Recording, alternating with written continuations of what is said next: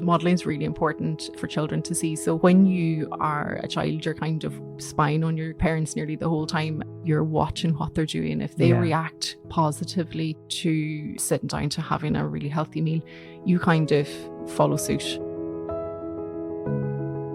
Hello and welcome to another episode of HSE Talking Health and Wellbeing.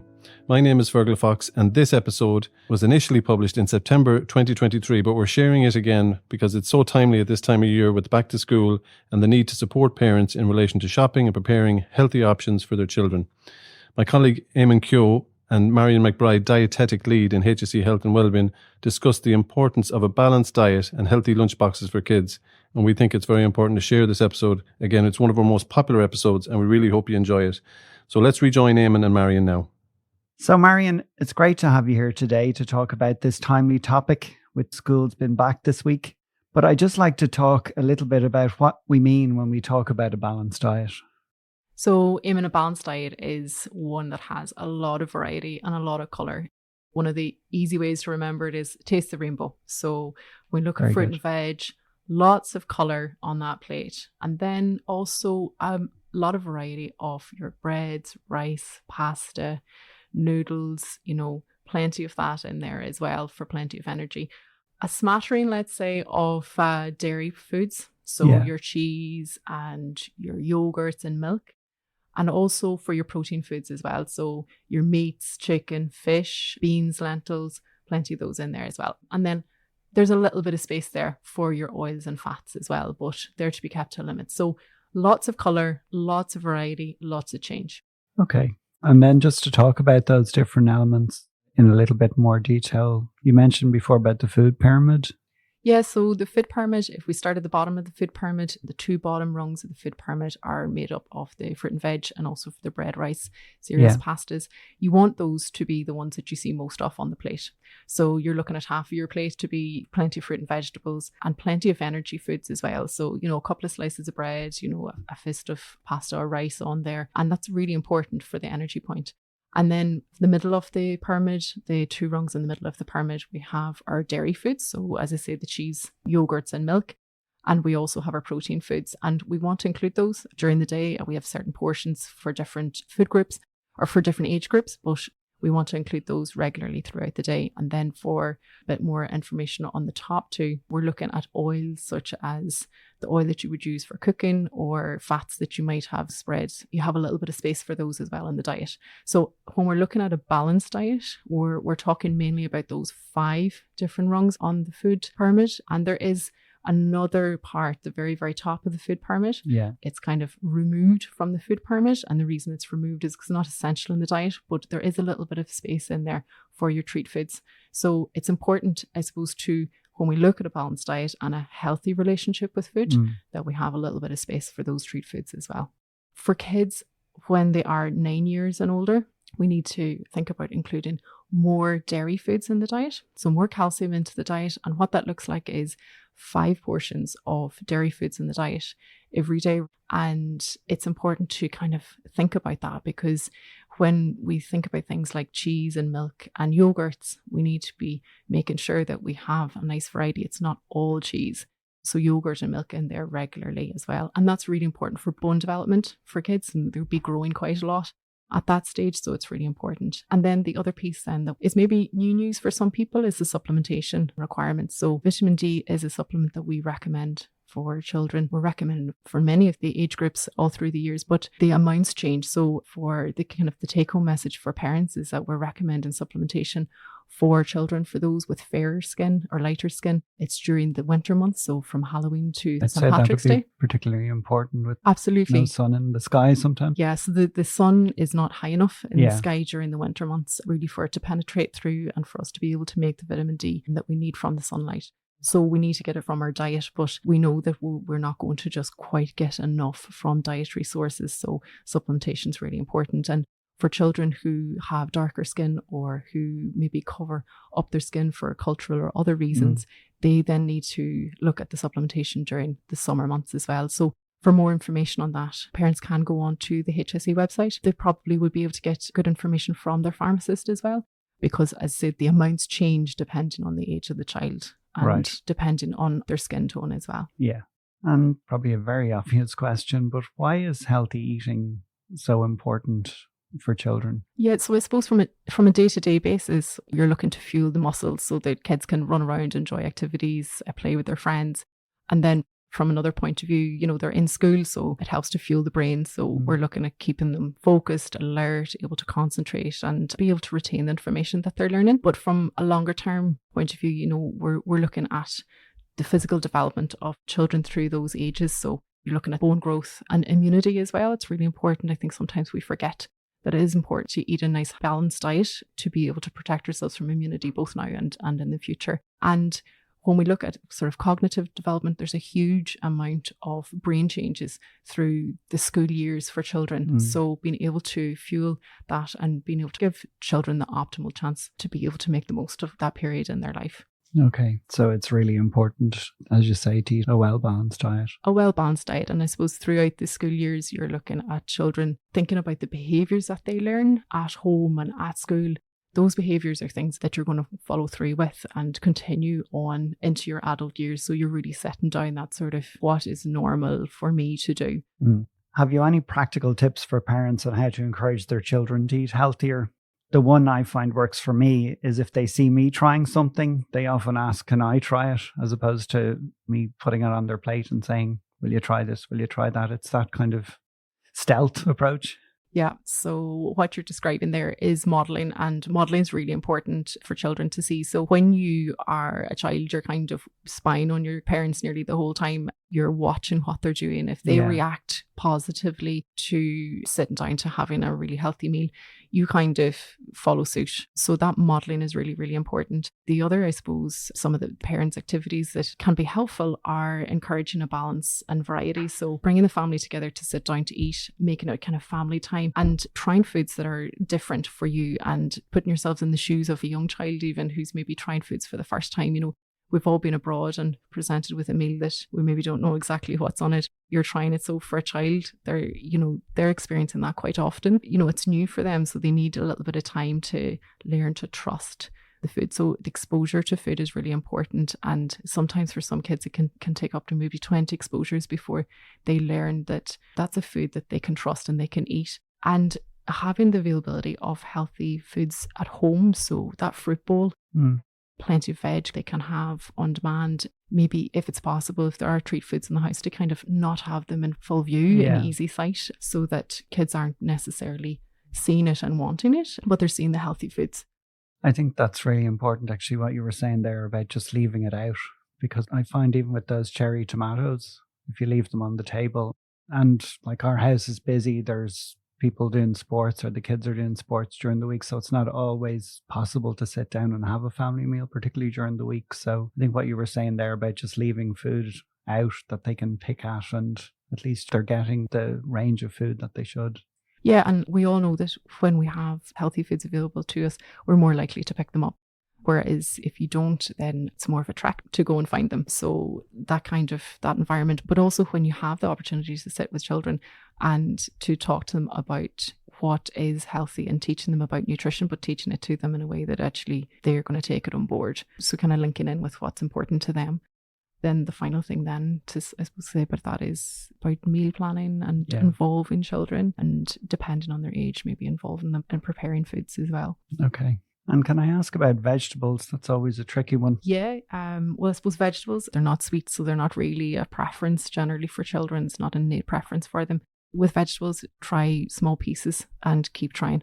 So being patient but persistent. You could try things like carrot sticks, cherry tomatoes, those types of things, and maybe even put dips alongside them. So maybe hummus or soft cheese, depending on what you've got available and what you think they might try. And then think about maybe trying them raw, maybe trying them roasted, boiled. Sometimes they're more open to having them in a different cooked format. And one of the things that can be useful is to think about, like just before dinner, and the kids might be getting a wee bit hungry and they're looking for their dinner and you're thinking, well, it's going to be ready soon. That can sometimes be a chance to just give them some veg that actually maybe you've chopped up during dinner, and you've got a little bit of, raw carrot there, and just give them that, because they're more likely to give it a shot when they're feeling that wee bit peckish. And coming back to that kind of involvement piece, it is really important for children to be involved in the preparing, and it's not always the easiest thing to be doing, but when they're involved in it, they feel a part of kind of the making of it, they can be, that little bit more open to then trying it when you sit down to eat. And it could be small things, couldn't it? It's not, when you say involvement, it's not necessarily standing up at the stove and cooking it with you, but it could be, go get me those carrots, and Absolutely. Or will you get the broccoli out of the fridge, or whatever it is. It's just Absolutely. making them aware of the different food types. Yeah, and like most kids, even from a very young age, are very happy to stand at the sink with the water on and wash things. It might be messy, but they're quite happy to do that, and it's it's safe enough for them to be doing that. And then as they get a little bit older, it's a really important life skill to learn, is to learn how to cook. So just even that chopping up veg, being aware of, if you're making chicken or you're making meat, just being aware of not having things cross-contaminating, and those kind of things are really just very basic life skills, but very important, and it's something that children can just learn from their environment. And even, I suppose, when you're preparing, it gives you the chance to kind of start to teach kids about, we all know those bones need calcium. We all remember that. So those are very easy things for us to kind of grasp onto. But children might be thinking something like carrots. You could say carrots have a special nutrient that help you to see in the dark and make you run faster. Whatever it is, that they're interested in. Or maybe you're trying to get them off the sugar sweet beverages, and you're saying, if you drink water, it'll help to keep your teeth healthy, and so you'll have a beautiful smile, or whatever.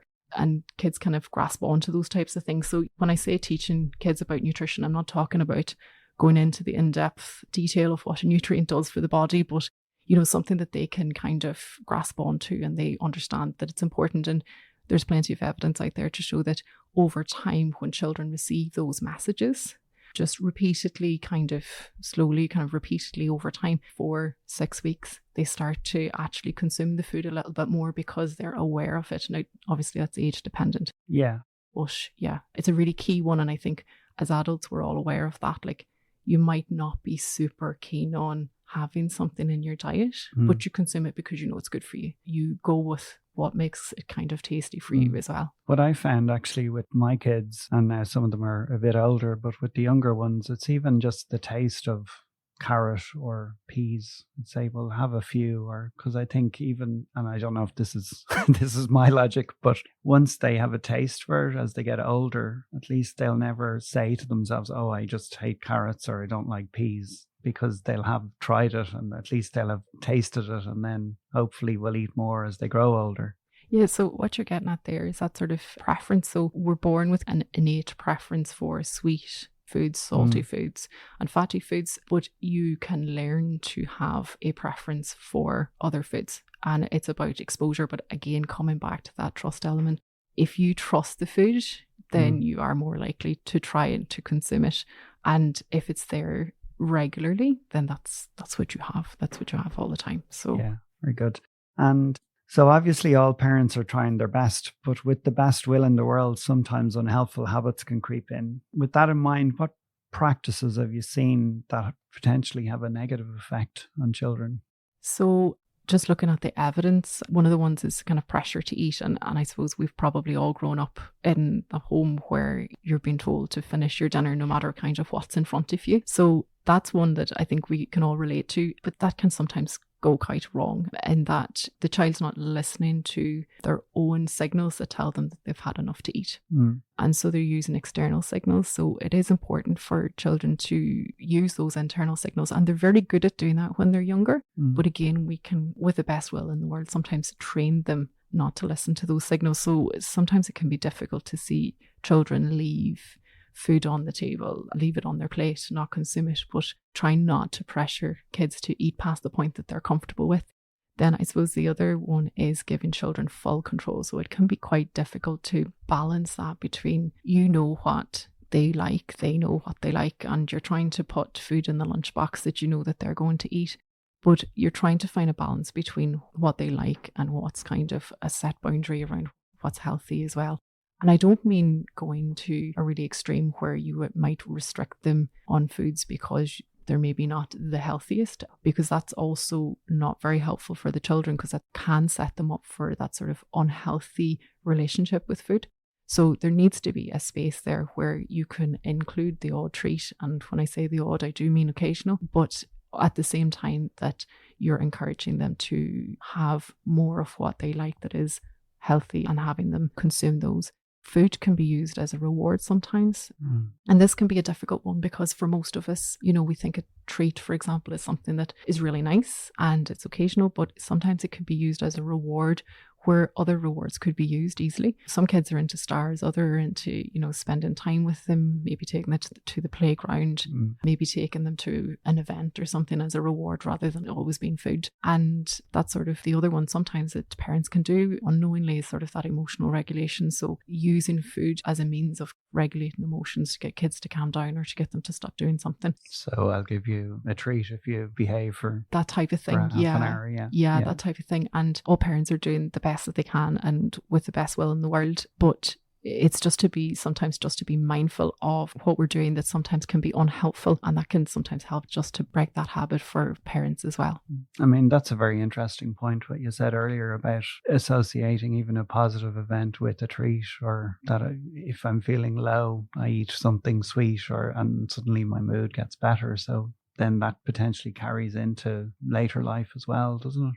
Yes, just kind of coming back to sort of a day-to-day, you're looking to fuel the muscles, you're looking to fuel the brain. Food's really an easily accessible commodity, and so sometimes it can be used in those ways as well. It's just being aware of it if we are doing it, and we've all done it. It's just being aware of it. It can be helpful then just to break that. And can we talk about treats maybe for a little bit more? You mentioned them. It's good to include a little bit. I mean, again, going back to my own kids within the school, actually, you can bring one treat on a Friday in your lunchbox. That's a way of introducing it. But I suppose at home as well, it's just about restricting the number of treats and being mindful of what they eat. Yeah, so I suppose a way to think about treats, and most people do, is they think about them as being, something nice, something occasional. But what can happen is that the frequency of the occasions can increase. And some of the evidence from the UK and Australia is saying that children can sometimes have onwards from 3 treats per day. So a treat in itself it's part of a balanced diet. It's part of having a healthy relationship with food. But at the same time, if the treat is at every meal, then you're starting to kind of accumulate lots of additional sugar, fat into the diet. And not only that, but it's coming back to that innate preference piece. So you're building on a child's innate preference for those kind of flavors, textures, foods, and not giving them the chance to be exposed to the healthier foods. So it's a bit of a balancing act, but I think it's important that it's not completely restricting them completely out of the diet. There is a space for them. But again, as you're saying, it should be small and it should be infrequent, and they should be enjoyed when they are having them, and not something that's 3-4 times a day. Yeah. And also I found as well, if you delay it, especially with my youngest, I find, not now, but I don't come back in an hour or a half an hour. And sometimes they just forget. It's not even they want the treat or they want to eat. It's just, as you say, it's nearly a habit. I found that actually during the summer holidays where they're home and they're running around, and it's nearly like a habit of I have to eat now or need to snack. And it's interesting that you're saying that, because that's part of setting the boundaries around it. Yeah. So that's sort of, we have it at this time. It's, this is the time that we're having it. Or it could be that you have certain days maybe that you have treats, but setting boundaries for children around it and then sticking to those boundaries really helps them to kind of grasp that concept of this is something that's, it's a treat, it's occasional, it's enjoyable, but it's not part of every meal. And let's talk now about school lunches. I know you've plenty to share about what goes into a school lunch, but can we talk about how to introduce new options? There's a need to do a little bit of legwork, isn't there, before you start introducing new foods? Yeah, so for all parents, generally we want children to look forward to their lunch and, open it up and they're excited about it, something that they're genuinely wanting to eat. Maybe one of the first and easy ways is to let the child choose their own lunchbox, so they're much happier to open something that they've okayed. And then another piece then is sort of that involvement piece. So encouraging the child's involvement with making the school lunch so that they know what's in it. And that also helps to give you the opportunity to have a bit of a discussion or a negotiation maybe around what to swap out. So you might be swapping out maybe crisps for popcorn or mini pretzels or something else, that just to kind of increase that variety. And as I was kind of saying before about the exposure piece, it's very difficult for children to sit down and have a lunch full of foods that they've never tried before or they're not familiar with. So it's important that if you're going to be putting something in there, that you try it out at home and you're fairly sure that they're going to have it. And then if they're part of involving them in making the lunch, they know that it's in there. And sometimes just even putting in different alternatives as well, you know, changing it up a little bit for kids. So maybe they're not mad on having a sandwich every day. So you might be putting in maybe a cold pasta salad or something like that into the lunchbox as well. Or for older kids, they might, you know, maybe take a soup or a chili or a curry even into the school. So for older kids, they might be interested in trying like having soup or chili or curry and take it in a thermos and it'll keep it warm for them to have at lunchtime. So it's just something different. And again, for younger kids, sometimes a presentation, you know, using a little cocktail stick, if the school allows you to have those, making little kind of fruit kebabs, those types of things. It can be a lot of hard work at times, but sometimes that's what can work. So again, as you're saying, it's variety and trying different things. And maybe one thing will work this week, mightn't work next week. I mean, what you're saying there, I can hear some parents going, that's great, but they just won't try it or they're not going to change. But as you say, it's just about keeping the faith really and keep going with it. Yeah, I mean, patience and persistence, just coming back again to that repeated exposure message. Yeah. 20 times. That's a lot of times at home. Now, sometimes it can be difficult. You put something out, you maybe made a big effort to create something fabulous and they're not interested. It's really important just to let it go. Don't fuss. Try it again in a few weeks' time and just have that kind of drip feed with kids. And if they're going to come on to that food, then fine, they'll come on to that food and, you know, they'll have it. And if they don't, well, you know that you've done as much as you can. But keep eating the food as a family if that's what you normally have as well. Yeah. You know. And I'm conscious as well. I mean, you know, the cost of living these days and people don't want to waste food. So there is a balance. Yeah, that's when we can kind of think about little amounts as well. It doesn't have to be a full meal. So it can be little amounts and, you know, it's just that encouragement and that trying and making it fun. Now, in talking about cost of living, we know that it's increasing and the price of food is increasing. But lots of the supermarkets have their own deals. We can be picking up our fruit and veg at more reasonable prices. So it's important to think about snacks that children can pick up easily. So things like easy peelers, bananas, apples, those types of fruit and veg are very easy to pick up and pack into your lunchbox. And then also, you know, things like tin pears, peaches, pineapples, etc., popping them into a little small box, maybe with some yogurt as well, is easy to prepare the night before and pop into the fridge. Okay. Just before we get into what we'll put into that lunchbox, I just wanted to ask you about the more general environment. And since we're talking about school lunches today, can you talk to me a little bit about what the HSE is doing to encourage schools to reinforce healthy eating? Yeah, so the HSE Health and Wellbeing have developed a free toolkit and training for teachers that guides primary and post-primary schools through the process of developing and implementing, and as well as reviewing and improving any existing policies. So this looks at carrying out audits, drafting policy and consulting with parents and also implementing the policy. We know that children are there for a long time every day.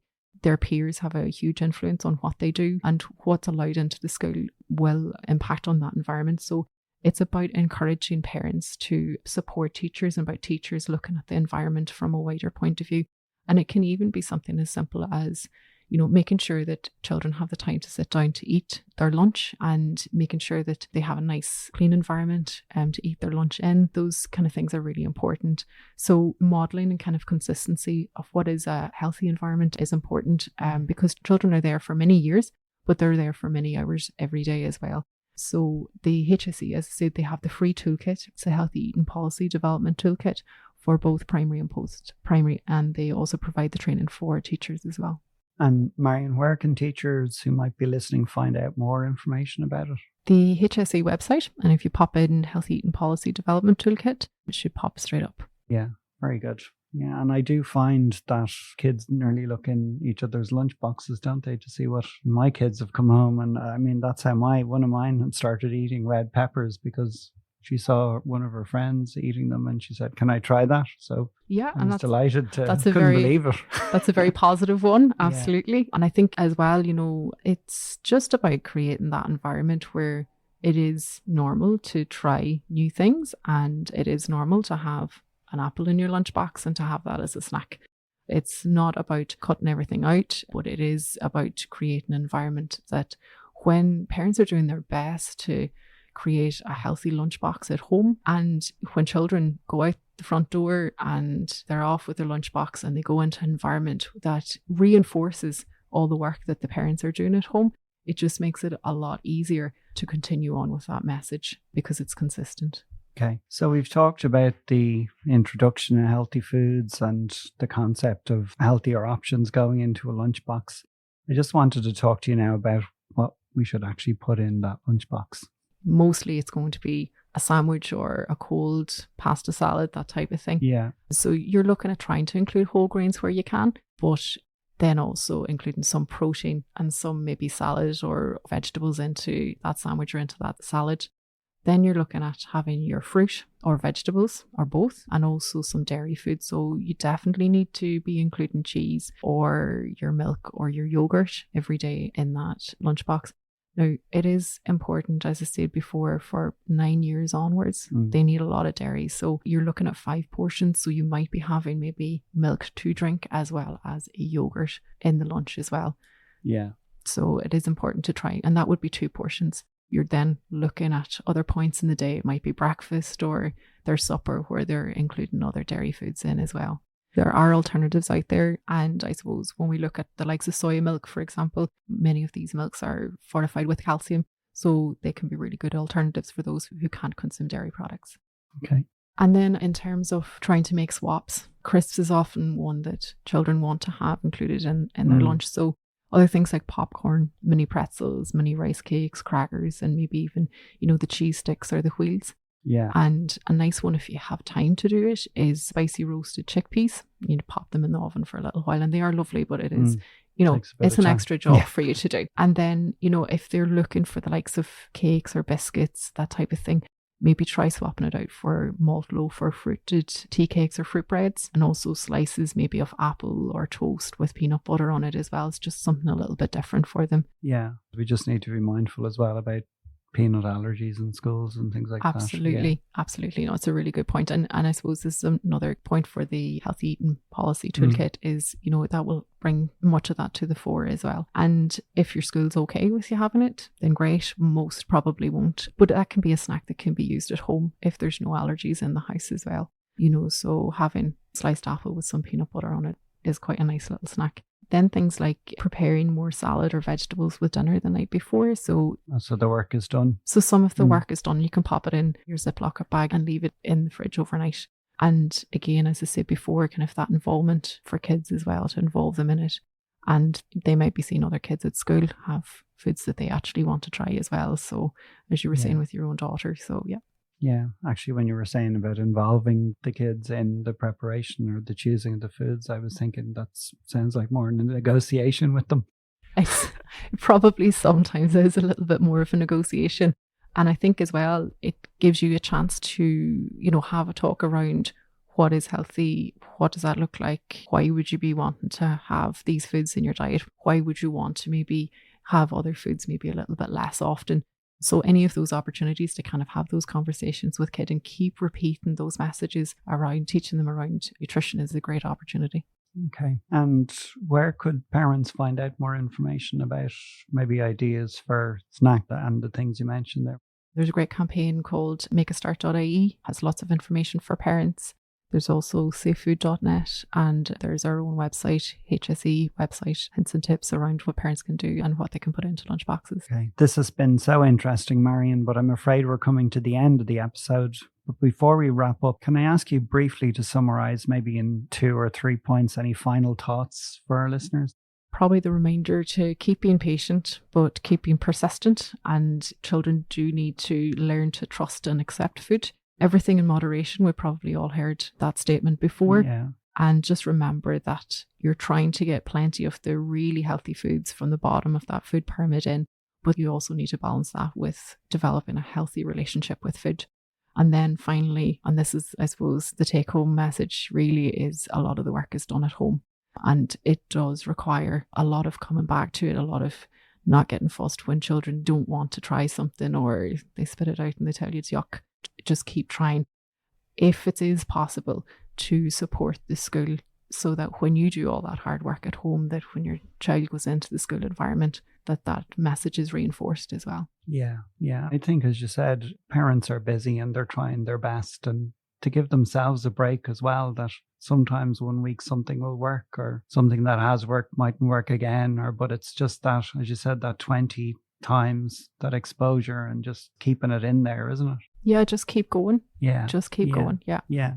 That's great, Marian. I'd like to thank Marian McBride for joining me today. We appreciate your support for our podcast. And if you like what you heard, we would ask you to share it with at least one other colleague, friend, or family member. Please leave us a rating on whatever podcast platform you are listening to, or email us at healthandwellbeing.communications@hse.ie if you have any feedback. This has been HSE Talking Health and Wellbeing. Thank you for listening.